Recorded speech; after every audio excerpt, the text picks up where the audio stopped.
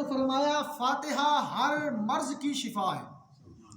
جس بندے کو بخار ہو، سر درد ہو، جسم درد ہو، جو کوئی مرضی مسئلہ ہو، یہ کسی پیر کا فتویٰ نہیں، یہ فتویٰ مدینے والے آقا کا ہے۔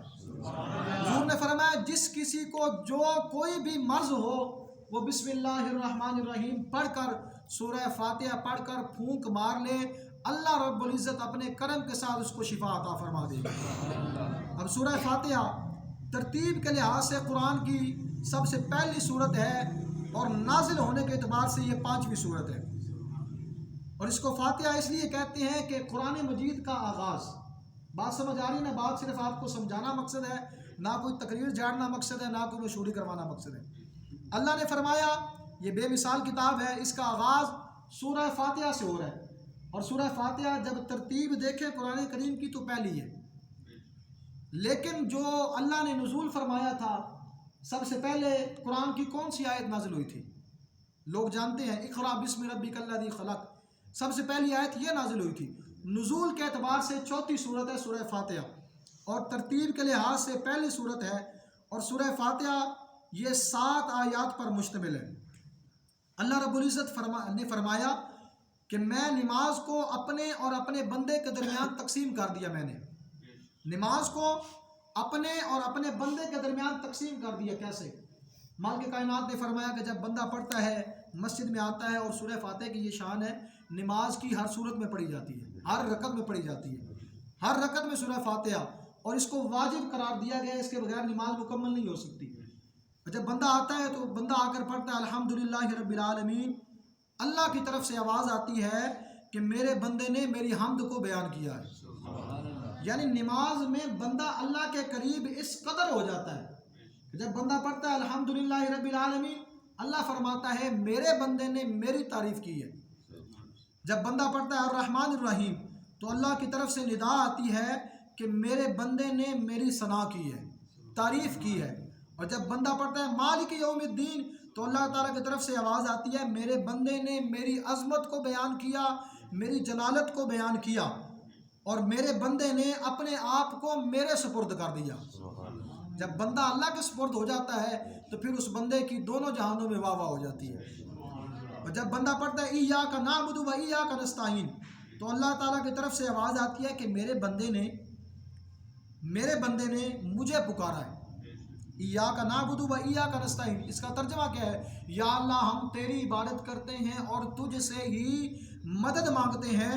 تو اللہ تعالیٰ کی طرف سے آواز آتی ہے کہ میرے بندے کے درمیان مشترک ہے، یعنی عبادت صرف میری کرتا ہے اور ہر مشکل میں مجھے پکارتا ہے، میں اپنے بندے کی مدد کرتا ہوں۔ اور جب بندہ پڑھتا ہے اہدنا الصراط المستقیم، یا اللہ مجھے سیدھے رستے پہ چلا، سیدھا رستہ، اہدنا الصراط المستقیم، سیدھا رستہ ہے کیا؟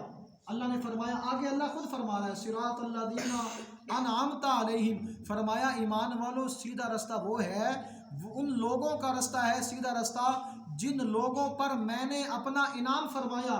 انعام والے لوگ کون ہیں؟ 5ویں سپارے کے اندر اللہ نے فرمایا فَأُولَٰئِكَ مَعَ الَّذِينَ أَنْعَمَ اللَّهُ عَلَيْهِم مِّنَ النَّبِيِّينَ وَالصِّدِّيقِينَ وَالشُّهَدَاءِ وَالصَّالِحِينَ۔ اللہ نے فرمایا یہ 4 گروہ ہیں جو ایمان والے ہیں۔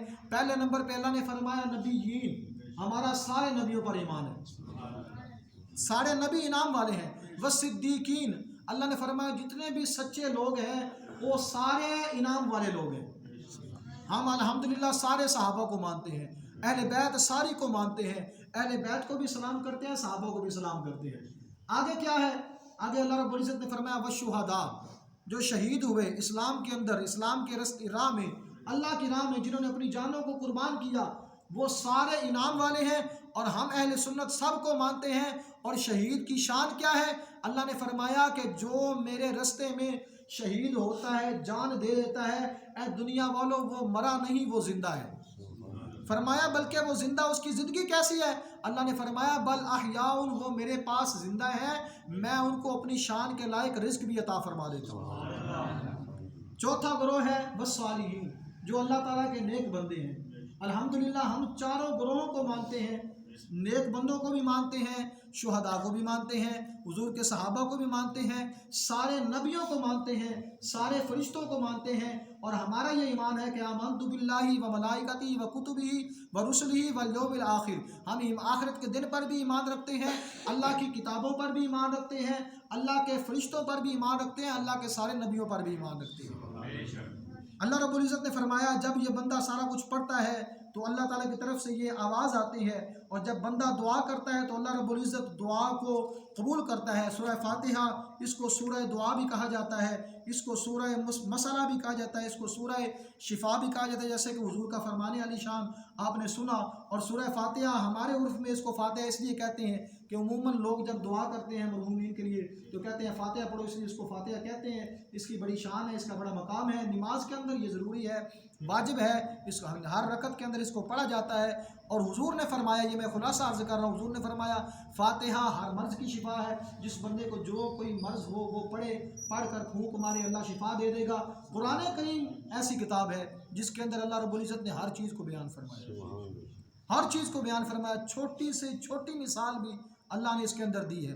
یہ اللہ تعالیٰ کی ایسی کتاب ہے، اور یہ کتاب ایسی شان والی کتاب ہے، جب بندہ اس کو پڑھتا ہے تو نیکیاں ملتی ہیں، اور جب بندہ اس کو سمجھ کر پڑھتا ہے تو پھر دل کو سکون ملتا ہے۔